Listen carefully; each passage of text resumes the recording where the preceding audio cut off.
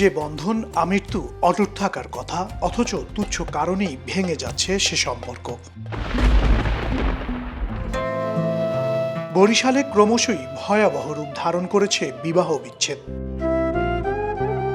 বরিশাল শহরের KDC colony এটি। ফেসবুকে পরিচয়, প্রেমের সম্পর্ক করে এ নারী বিয়ে করেন ঢাকার এক যুবককে। এরপর কিছুদিন বৈবাহিক সম্পর্ক ঠিকভাবে চললেও হঠাৎই যৌতুকের দাবিতে শুরু হয় নির্যাতন, অতঃপর বিচ্ছেদ। একই গল্প তার ছোট বোনের সঙ্গেও। বিয়ের 6 মাসের মাথায় ভেঙে যায় সংসার। বিয়ের 2-3 দিন পরেই যাই দেখি ছেলের আসল রূপ। ছেলে নেশাপানি করে, ছেলে কোনো কাজকর্ম কিছু করতো না। নেশাপানি করার জন্য আমার কাছে টাকা চাইতো, আমার বাপ মার কাছে বলতো, আমি দিনে দিকে তারপর আমাকে 3 দিন মারধর করতো।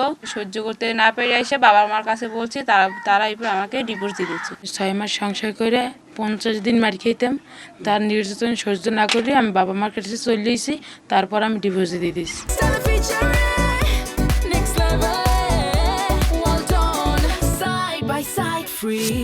হতাশাগ্রস্ত হয়ে আত্মহত্যার পথও বেছে নেন অনেকে। পরিসংখ্যান বলছে বরিশালে তালাকের আবেদনের ক্ষেত্রে পুরুষদের চেয়ে নারীরাই এগিয়ে। কারণ হিসেবে উঠে এসেছে বেকারত্ব, মাদকাসক্ত ও স্বামী স্ত্রীর পারস্পরিক আস্থার অভাব। খুব সুন্দর বিহেভ করে আমার সাথে, যার পরিপ্রেক্ষিতে এই পদক্ষেপ নেওয়া আমার। আল্লাহ পাক আমার কপাল খাবে, এই জন্য বাঁচিয়ে গেছি। বরিশাল মহানগরী ও জেলা মিলিয়ে প্রতিদিন গড়ে 9টি তালাকের আবেদন জমা পড়ে, যার মধ্যে 2024 সালে 3347টি বিচ্ছেদের ঘটনা ঘটে।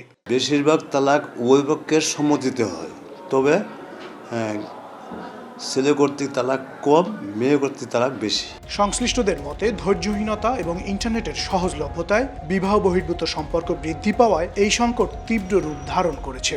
ধর্মীয় অনুশাসনের উপরে জোর দেওয়া উচিত। মাদক নিরাময়ের জন্য চেষ্টা করা উচিত। পরকীয়ার পরিমাণও কমবে, আর এই নারী শিশু নির্যাতন দমন আইনের যে প্রভাব সেটাও কমবে। নৈতিক শিক্ষা, ধর্মীয় শিক্ষা, পারিবারিক শিক্ষাটা আরও বেশি জোরালোভাবে হওয়া উচিত, যাতে আমাদের সামাজিক বা অবক্ষয়টা কমে যায়।